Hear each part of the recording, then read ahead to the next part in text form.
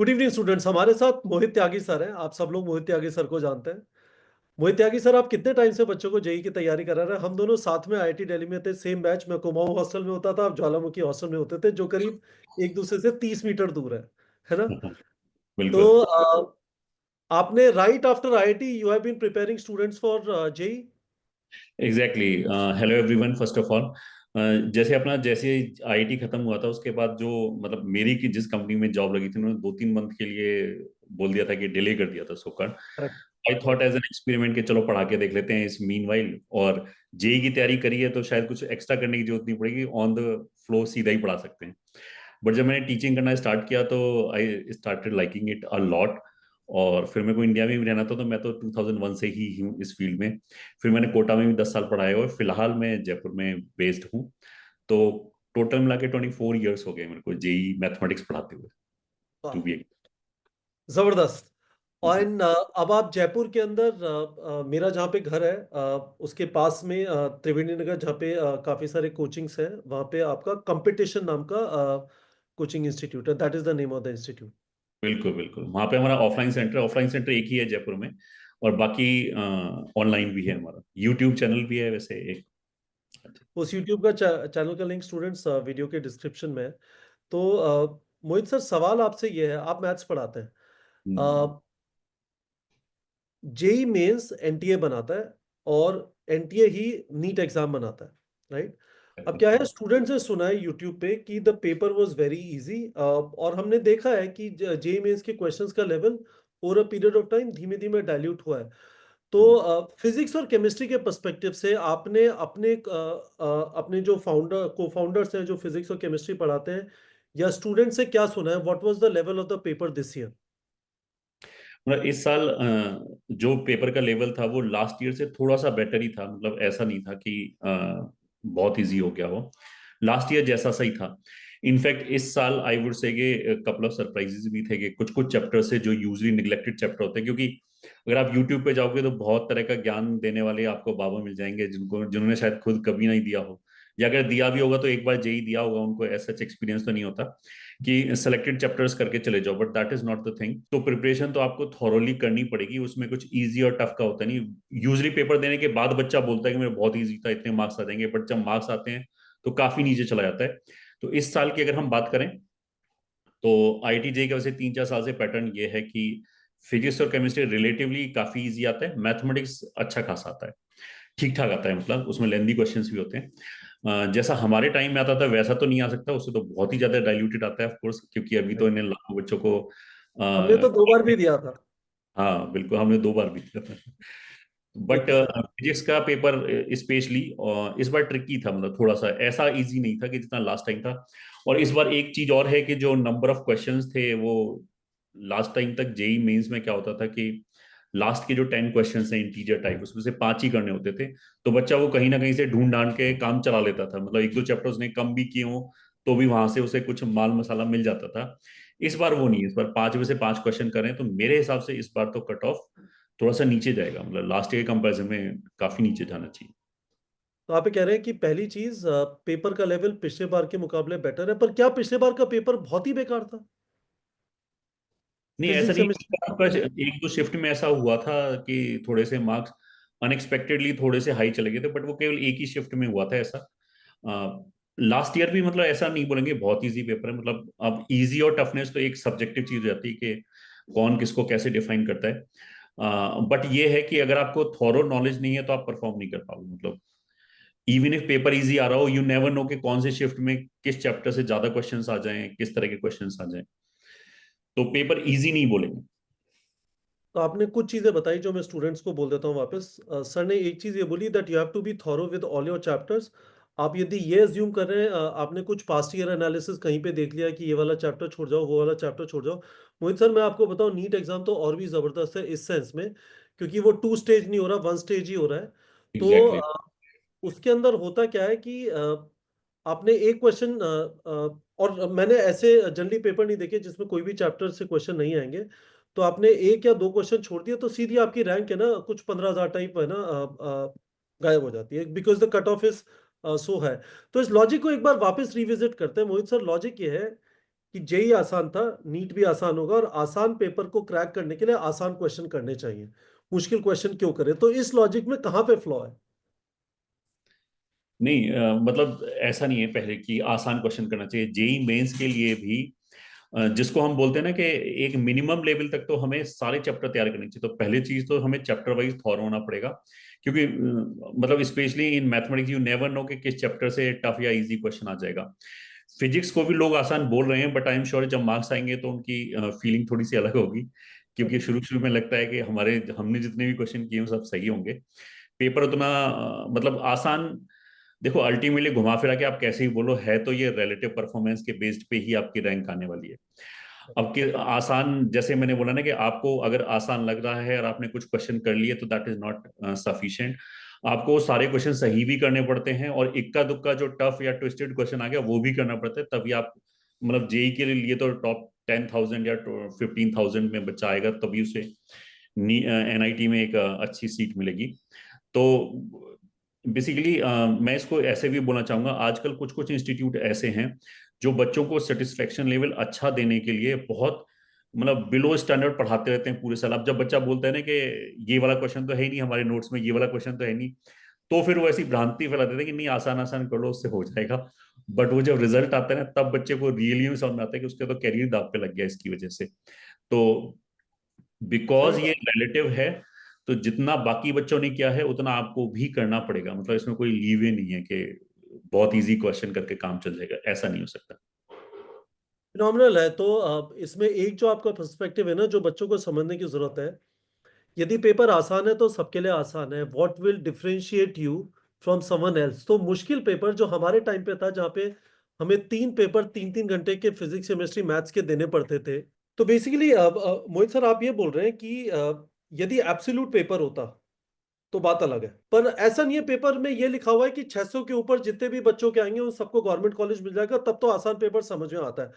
पर यदि आपका competition limited number of seat है, how well you do will define compare to other people whether you will get a seat और not. तो उस case में तो you are continuously looking for ways to get an advantage over someone else. That is what competition is about, right? Exactly exactly. और जैसा आपने बोला ना कि अगर एक कट ऑफ मार्क होता है उससे ऊपर वाले में सभी सक्सेसफुल हो जाते हैं, this differentiate between boards and this thing ना। बोर्ड में आप राइट। देख सकते हो कि जैसे मान लिया फॉर एग्जांपल मैं यूपी से जैसे पढ़ा हूँ, यूपी टॉपर हो गया, या यूपी के पहले 20 बच्चे हो गए। ऐसा तो ना कि जेई में या फिर नीट में उनकी पहली 20 रैंक्स आती हैं, ऐसा तो हो ही नहीं सकता, because this all together different examination. यहाँ पे जो स्किल सेट है वो बिल्कुल अलग चाहिए आपको, और एक ये कॉम्पिटिटिव माइंडसेट होना चाहिए, और ऑफ कोर्स कंसिस्टेंसी तो होनी चाहिए, लगातार प्रैक्टिस करना बहुत ही ज्यादा जरूरी है।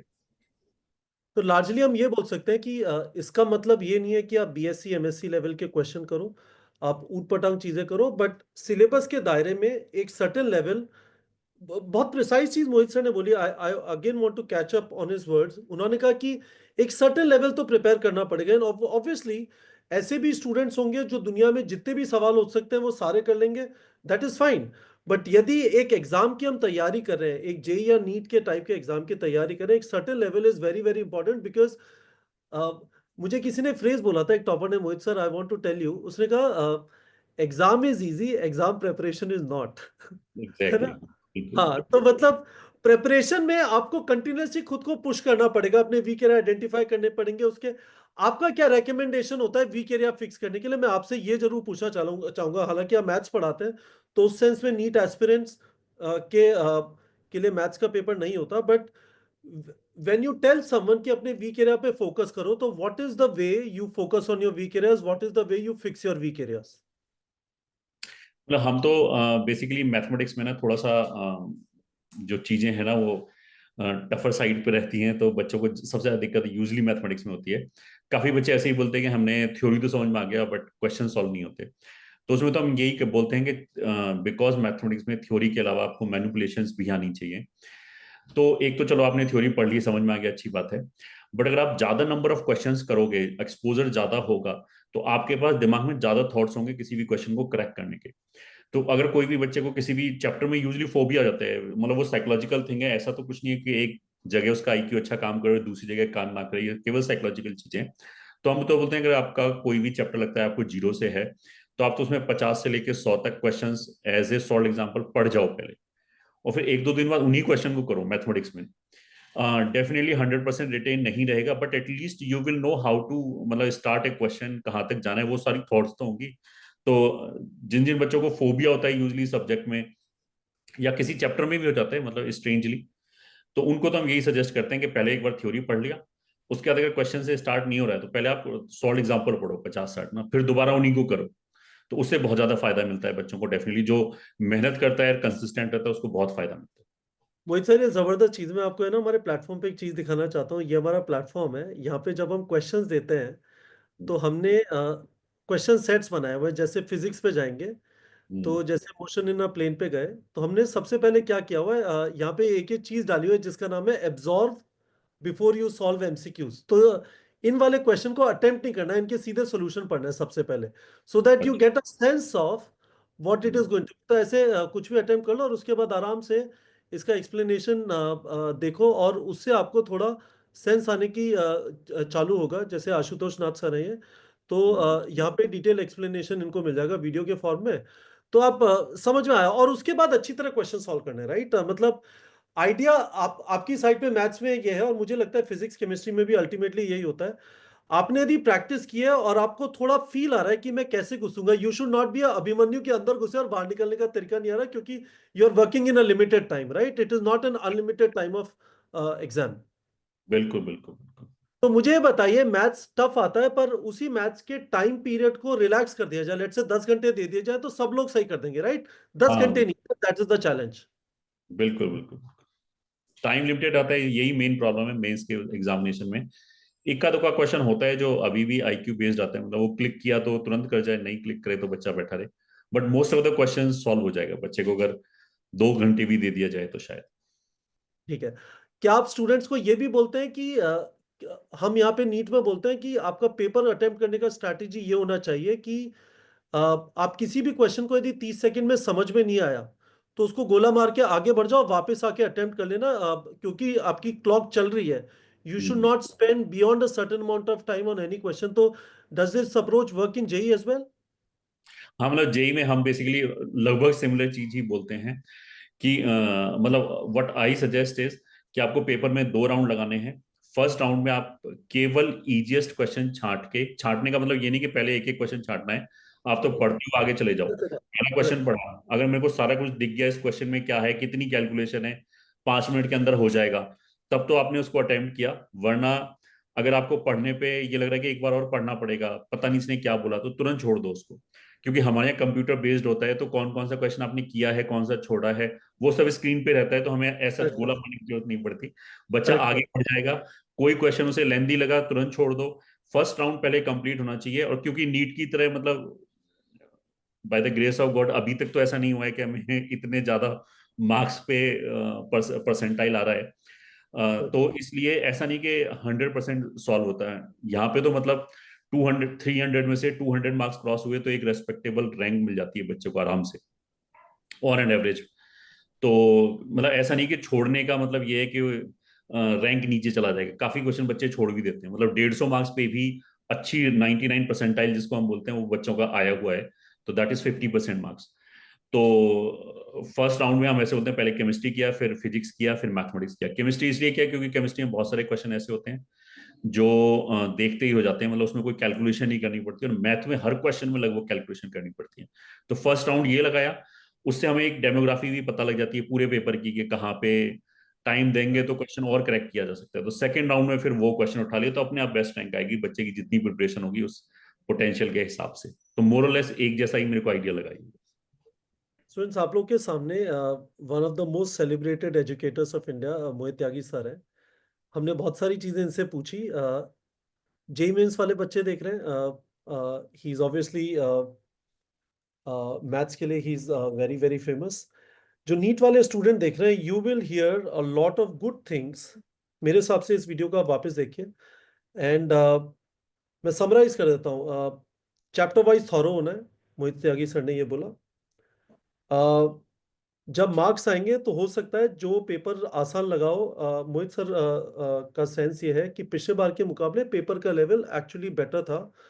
और तीसरी चीज ये है कि it is a competitive exam, it is not about कि 600 के ऊपर या 650 के ऊपर सबको गवर्नमेंट कॉलेज मिल जाएगा। वो ऊपर से नीचे की तरफ आ रहा है कि इतनी सीटें, और जो टॉप वाले स्टूडेंट्स होंगे उसमें जाएंगे। तो you are continuously looking for ways to give yourself an advantage. और वो एडवांटेज उस तरह से नहीं आएगा कि जेई आसान आया, नीट भी आसान आएगा तो मैं इजी क्वेश्चन कर लूँ।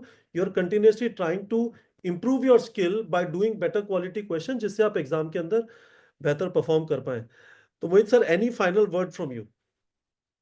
नहीं, बस मेरे ख्याल से जो प्रिपरेशन है, बिकॉज आपका आगे का करियर इन्हीं 1-2 साल पे डिपेंड करता है, तो उसको सीरियसली लेना चाहिए। मतलब ऐसे नहीं कि सोशल मीडिया पे जाके किसी ने कुछ बोल दिया, हम उसी तरफ डायरेक्शन में चल पड़े, क्योंकि that is one of the biggest detrimental factor I have seen. कि उसमें जो बहुत अच्छा बच्चा है ना, जो इस साइकिल में फंस जाता है कि उसने 10 लोगों से ओपिनियन ले लिया सोशल मीडिया पे, जिसका ना फेस दिखाई दे रहा है, ना नाम पता है कि, ना उसका लेवल पता है कि वो सीरियसली जेई की तैयारी या फिर नीट की तैयारी कर भी रहा है नहीं कर रहा है। तो एक ट्रस्टेबल जगह पे आप मतलब पहले थॉरो रिसर्च करो और उसके पीछे फिर पड़ जाओ। मतलब प्रिपरेशन इतनी ज्यादा डिफिकल्ट नहीं है। अगर बच्चा कंसिस्टेंटली और डिसिप्लिन वे में पढ़े तो आराम से मतलब अपनी डिजायर्ड रैंक तक पहुंचा जा सकता है। तो वो मेरे हिसाब से करना चाहिए, उसमें कोई लैक नहीं होना चाहिए। Thank you, Mohit sir. It was a pleasure talking to you. First video on our channel. Hopefully, we will get you come again on our channel more frequently. Thank you so much. Thanks a lot for having me on this channel. Thank you.